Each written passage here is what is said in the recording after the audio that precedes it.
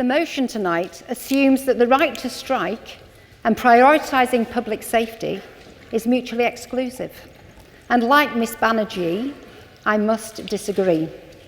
Let's look first at what strikes can achieve and how in the long term this action can improve both welfare and indeed the safety of the public. The Royal College of Nursing, in its 100 years of history, has never actually called a strike, and indeed its policy on industrial action looks to avoid damage to patient care. However, others have. So what is the difference?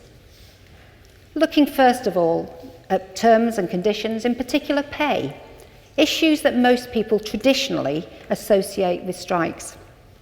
What have others achieved? A tube driver in London earns approximately £49,673 a year.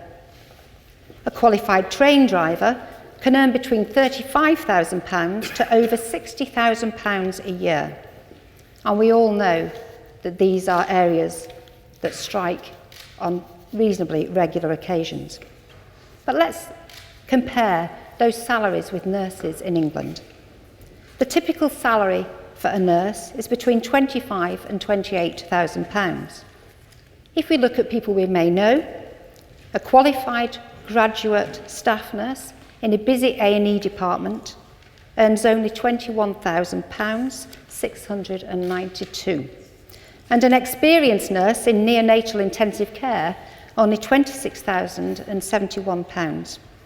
So this suggests, comparing these areas of work, that without action, there's an obvious lack of value placed on these critical roles, and that's roles that we and our families rely on. Nurses love their jobs, but it is a career often seen by others as a vocation. It seems tonight as someone that has to obey what Parliament set for them, almost a calling. But let's not be under any romantic illusions about nurses. These are professionals, and these angels need to eat and pay their bills.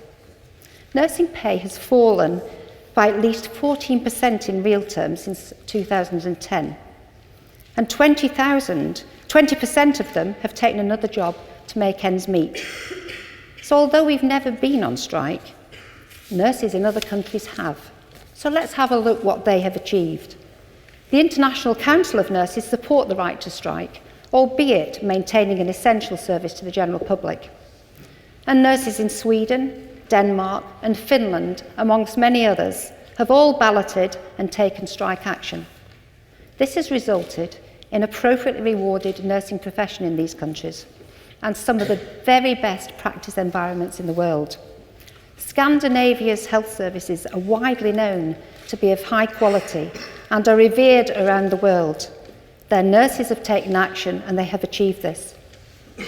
But of course, strikes are not only about pay. Increasingly, the workforce is going on strike in an attempt to preserve or even improve public safety. And I suggest we will probably hear more about that from my colleague Mr. Gilchrist later. But take, for instance, in London, the recent tube strikes actually focused on ticket office closures, safe staffing at stations. So we all seem to complain, of course, when we're having to walk to the office, the tubes are on strike again. But we grumble even more when we can't buy a ticket, there's no one to help us, there's no one to help disabled people, we're pushing our way through long queues, and we feel very unsafe travelling home late at night in an unmanned station. In Australia, nurses went on strike because of concerns on unsafe staffing levels. They were campaigning to legislate for patient-nurse ratios.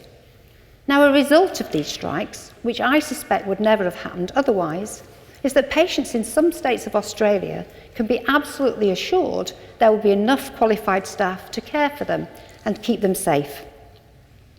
And research has shown that this also improves the outcome of their treatment. That means whether you live or you die. There is no such assurance in this country. So standing here in these surroundings, and I feel very honoured to be here, with obviously some of the most eloquent members of society, we may be tempted to believe that Things can be settled through negotiation, through debate, and that strike is totally unnecessary. We can talk our way through it. Sadly, this is far from reality. To avoid confrontation and acrimonious industrial relations, the NHS has an independent pay review body.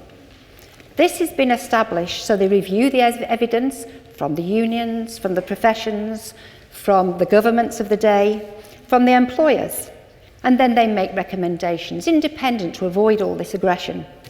Sadly, most of these have been ignored in recent years, except, of course, when they were reviewing the pay of MPs, when, interestingly, they decided to accept the recommendations. This has resulted in a loss of trust and a push for action rather than words. And this is quite clearly the case with the junior doctors. The failure in negotiating, initially as a reluctance to engage, has been seen starkly in the current junior doctors dispute, with a very serious lack of trust, particularly with the government. Lots of misinformation, misleading the public, and it seems, from what we've heard tonight, misleading Mr. Newmark as well. Worse than anger, however, in healthcare professionals is the lowering of morale and the despondency felt by many. In the RCN's employment survey in October, 45%, that's fewer than half, just fewer than half, would recommend nursing as a career, and 31%, that's almost a third, were seeking a new job, with almost a quarter looking to leave healthcare completely. So we can see the results of this every day. Wards short-staffed, with expensive agency staff covering those shifts. They don't know the patients. Very big risk to public safety. And it's well known that the experience of staff directly affects the experience of patients. So I ask you, is that not a greater risk to public safety in the long term? What is the biggest risk? To lose a nurse striking in an attempt to make things better for a day, for a week, or to lose them for a lifetime? You said more than 3,000 operations were cancelled for one day. Lose those doctors forever, it's 3,000 every day. It can be argued that a workforce which cannot withdraw its labour at its will is either oppressed or enslaved. A free people have a right to strike. So I urge you, free our nurses and our other public sector workers and oppose this motion. Thank you.